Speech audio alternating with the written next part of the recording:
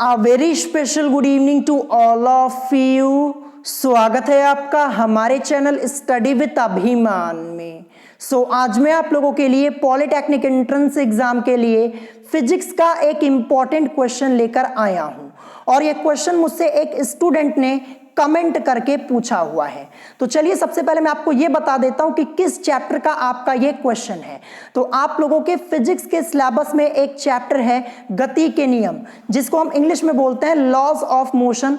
तो इसी चैप्टर का आपका ये क्वेश्चन है। तो चलिए अब मैं आपको ये क्वेश्चन सबसे पहले दिखा देता हूं। तो क्वेश्चन आप लोगों को अपनी स्क्रीन के ऊपर यहां पे दिख रहा होगा।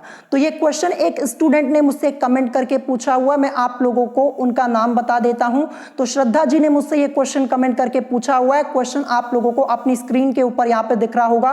क्वेश्चन यहां पे लिखा है कि स्वतंत्र गति के लिए किसी वस्तु पर कोई बल लगाया गया, यदि बल का परिमाण तथा वस्तु का द्रव्यमान ज्ञात हो तो न्यूटन के द्वितीय नियम की सहायता से हम। तो इसके बाद चार ऑप्शन आपके दिए गए। ऑप्शन ए दिया गया है वस्तु की चाल ज्ञात कर सकते हैं। ऑप्शन बी दिया गया वस्तु का भार ज्ञात कर सकते हैं। ऑप्शन सी दिया गया है वस्तु की स्थिति ज्ञात कर सकते हैं और ऑप्शन डी दिया गया है वस्तु का त्वरण ज्ञात कर सकते हैं। तो देखिए सबसे पहले मैं आपको यह बता देता हूं क्यों स्टूडेंट ने मुझसे यह क्वेश्चन कमेंट करके पूछा हुआ था, रीजन क्या है इस क्वेश्चन को पूछने का।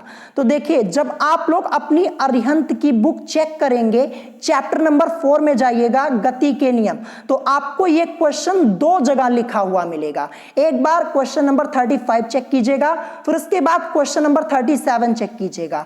दोनों क्वेश्चन आपके यही लिखे हुए, सेम यही क्वेश्चन आपका 35 भी है और सेम यही क्वेश्चन आपका 37 भी है। और देखिए क्वेश्चन तो आपका सेम है दोनों जगह, लेकिन जो आपके आंसर्स दिए गए हैं वो अलग अलग दिए गए हैं। तो इसीलिए स्टूडेंट ने मुझसे ये क्वेश्चन कमेंट करके पूछा हुआ था। तो चलिए सबसे पहले मैं आपको ये क्वेश्चन डिटेल में सॉल्व करके बता देता हूं, फिर उसके बाद मैं आपको ये बता दूंगा कि कहां पे आपकी बुक में इस क्वेश्चन का आंसर करेक्ट दिया है और कहां पे रॉन्ग दिया गया है। तो एक बार फिर से हम यहाँ पे क्वेश्चन को पढ़ेंगे। क्वेश्चन लिखा है कि स्वतंत्र गति के लिए किसी वस्तु पर कोई बल लगाया गया, यदि बल का परिमाण तथा वस्तु का द्रव्यमान ज्ञात हो तो न्यूटन के द्वितीय नियम की सहायता से हम। तो देखिए यहां पे स्वतंत्र गति के लिए बात हो रही है। तो सबसे पहले मैं यहां पे ये मान लेता हूं कि कोई वस्तु है जो गति करने के लिए स्वतंत्र है, क्योंकि यहां पे स्वतंत्र गति के लिए बात हो रही है। तो सबसे पहले मैंने ये मान लिया कि कोई वस्तु है जो गति करने के लिए स्वतंत्र है। तो मैं यहां पे एक वस्तु बना देता हूं। तो जैसा कि आप लोग अपनी स्क्रीन के ऊपर यहां पे देख पा रहे होंगे, मैंने यहां पे एक वस्तु बना दी है, ठीक है। फिर उसके बाद देखिए यहां पे क्वेश्चन में लिखा था कि यदि बल का परिमाण तथा वस्तु का द्रव्यमान ज्ञात हो, यानी हमें यहां पे बल का परिमाण और वस्तु का द्रव्यमान ये दोनों हमें यहां पे ज्ञात है। तो मैं मान लेता हूं कि इस वस्तु के ऊपर एक बल लग रहा है, इस डायरेक्शन में एक फोर्स लग रहा है F, ठीक है। और इसका परिमाण हमें यहां पे ज्ञात है क्योंकि क्वेश्चन में साफ साफ लिखा हुआ है। फिर इसके बाद यहां पे यह भी लिखा हुआ है कि वस्तु का द्रव्यमान भी हमें यहां पे ज्ञात है। तो वस्तु का द्रव्यमान मैं यहां पे m लिख देता हूं, जैसा कि आप लोग अपनी स्क्रीन के ऊपर देख पा रहे होंगे। फिर हमसे यहां पे पूछा गया तो न्यूटन के द्वितीय नियम की सहायता से हम। तो देखिए न्यूटन का द्वितीय नियम यानी न्यूटन का सेकेंड लॉ होता क्या है, F इज इक्वल टू होता है m इंटू ए। ये मैंने आपको ऑलरेडी बताया है, यानी बल बराबर आपका क्या होता है, द्रव्यमान गुणे त्वरण, यही तो आपका होता है। या फिर हम इसको लिख सकते हैं F is equal to m a.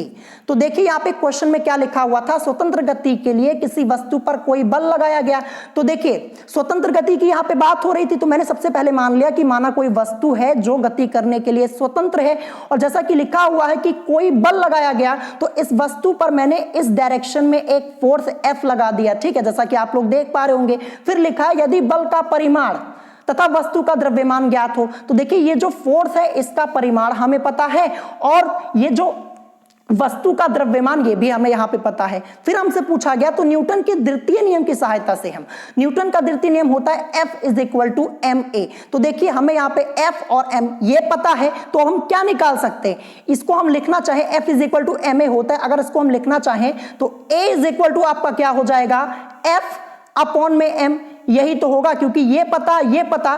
तो अब हम निकाल क्या सकते हैं न्यूटन के द्वितीय नियम की सहायता से, ए को ही तो निकाल सकते हैं। ए मतलब एक्सीलरेशन यानी त्वरण को हम यहां पे निकाल सकते हैं, यानी हम यहां पे वस्तु का त्वरण ज्ञात कर सकते हैं। सिंपल सा क्वेश्चन कहां दिया गया है ऑप्शन में, तो ऑप्शन में आपका दिया गया है ऑप्शन डी में, यानी वस्तु का त्वरण ज्ञात कर सकते हैं। तो इस क्वेश्चन का करेक्ट आंसर आपका ऑप्शन डी हो जाएगा। तो न्यूटन के द्वितीय नियम की सहायता से हम वस्तु का त्वरण ज्ञात कर सकते हैं। और इसके अलावा ऑप्शन ए दिया वस्तु की चाल ज्ञात कर सकते हैं, नहीं। ऑप्शन बी दिया गया वस्तु का भार ज्ञात कर सकते हैं, यह भी नहीं करेक्ट होगा। ऑप्शन सी दिया गया वस्तु की स्थिति ज्ञात कर सकते हैं, यह भी करेक्ट नहीं होगा। तो करेक्ट क्या होगा, ऑप्शन डी होगा।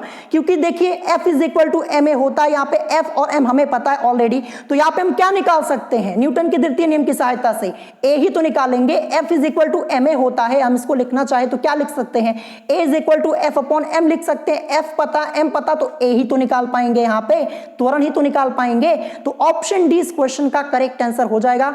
आई होप आप लोगों को ये क्वेश्चन समझ में आ गया होगा और आपको भी श्रद्धा जी ये क्वेश्चन समझ में आ गया होगा। तो करेक्ट आंसर आपका यहाँ पे ऑप्शन डी होगा।